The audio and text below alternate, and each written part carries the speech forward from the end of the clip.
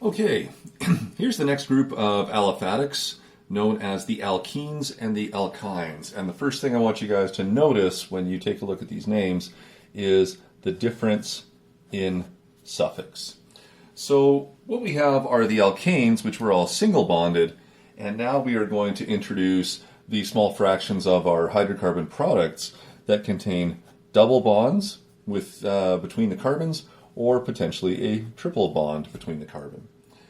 Now, the presence of these double and triple bonds changes the reactivity of the various hydrocarbon, and so we do name them differently because the presence of these double and triple bonds does change the reactivity, some of their physical and chemical properties, and so we get into this group of unsaturated hydrocarbons in which there is at least one double or one triple bond within it. So the naming rules will feel very similar. We're just looking for this one unique identifier of the double or triple bond.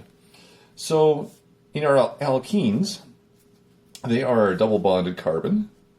And we take a look at those, we'll notice that they do have a general formula very similar to a cycloalkane. All right, this is because if you have a double bond between two carbons, that must come at the expense of two hydrogens. To identify them in name, we use the ene suffix. Be careful, this is only a one-letter difference when reading the words. As for your alkynes, those contain at least one triple bond, and now you have sacrificed four hydrogens, and so we have a different general formula with the suffix yne. All right, so this now leads us into two categories.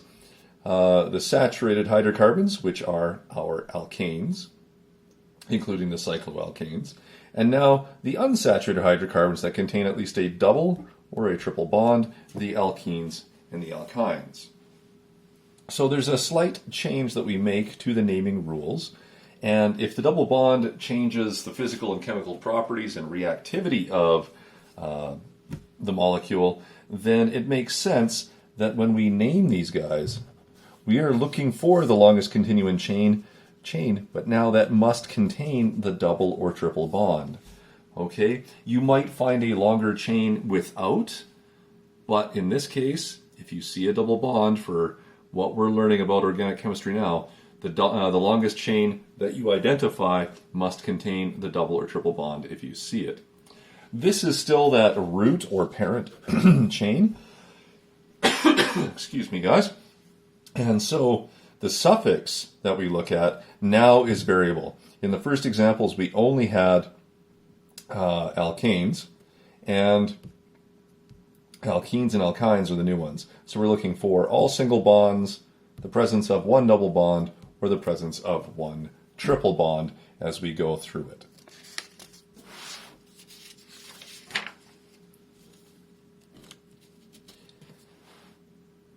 So, key point, said it a couple of times already, the presence of that double or triple bond is influential for how this molecule will behave. And so, some new rules that have come up in the last few years is not only do we change the suffix, but we also say where the double or triple bond is with a lowest number scheme. So what this means is, so far, having a double or triple bond is actually more important than those branches we were using to kind of determine the lowest numbering strategy. Now we look at the parent chain and we number from the point of view of the double or triple bond, regardless of the branches that we see. Okay, the number that we see should indicate where that is, and so you can see that, well, this is 1, 2, 3, 4, a but molecule. It would be butane if it was all single bonded, but we have this one double bond right here, and so it becomes butene. Because in longer chains, we can actually have that double bond in different spots. You can see this one here, not numbered from the left, is but1ene. We actually start putting numbers into our suffixes. This one here, with a double bond in a slightly different spot, is but2ene. On here, we have two possibilities of the longest chain. Okay.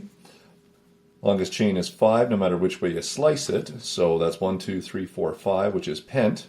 you see a triple bond here at carbon 2, so it becomes pentyne or pent2-ine with a number in there. And then we have a branch at carbon 4. So the branches are still named as prefixes the same way we have done before. All right, no rule changes for the prefixes. So really, all we're doing here is recognizing double and triple bonds when we look at the structure or the name. And 2, now numbering lowest for the double or triple bond rather than the branches. Okay, so be mindful of that one. This will all start to make sense in a few examples. We can probably get through the drawing of these 4 here. So the first one that we want to draw is hex2-ene.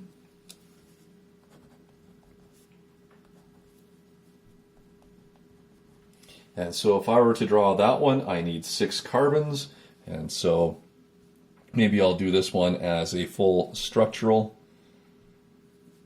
And so we have 1, 2, 3, 4, 5, 6 for the hex. If I start with my lowest number on the left, this is carbon 1, this is carbon 2. And so the double bond would go between carbon 2 and 3. All I have to do now is put in all of those hydrogens, and you'll notice around my double bond there is less room for hydrogen. And so that's why we have the slightly different general empirical formula. Okay, so there's hex2-ene. If I take a look at pent2-ine, all right, we see a couple of differences here. Maybe I'll do this one in the line angle formula for you. Pent is 5 carbons, so here's 1, 2, 3, 4, and 5. Okay, if this is carbon 1 on the left, then that's carbon 1, that's carbon 2. I put my triple bond between carbons 2 and 3, so it's attached to carbon 2 as the lowest number. Okay? These don't have to be quite as long, just anything that shows us that you have a triple bond there by the parallel lines is good enough. Here we have another one. We have one with a branch now. We have 3-methyl pent1-ine. Okay, if I do this one in the condensed structural formula, I'll draw my carbons. I might even continue the zigzag just because it gives me room. But there's 1, 2, 3, 4, 5 for pent. On carbon 1, let's put it on the right this time, just so we don't get too programmed into left to right only. I need a triple bond here for the pentyne. And so that makes this carbon 1, 2, and 3. And so there is a methyl group hanging out off of carbon 3. I need to illustrate my H's without the bonds, and so you can see there's room for 3 here, 2 here, 1 there, none here, and 1 there, and 3 here. Okay, one more to quickly get into this video here for you, and that is 2, 3 dimethyl hept2-ene. Oops, forgot my bracket or my dash. There we go. And so I'll do this one in the line angle as well because it's such a long one. So hept is for 7. So here we go. 1 to 2 to 3 to 4, 5, 6, 7. On carbon 2, 1, 2, we need a double bond. And then we need a methyl group on carbon 2. And we need a methyl group on carbon 3. There you go. That is your line angle for 3 dimethyl hept2-ene. Okay, so we have gone through and identified just a couple more of these double and triple bonds. On the next video, I'll go through the remainder of the examples here so that we can name them. We'll take a look at the pictures and see how that goes.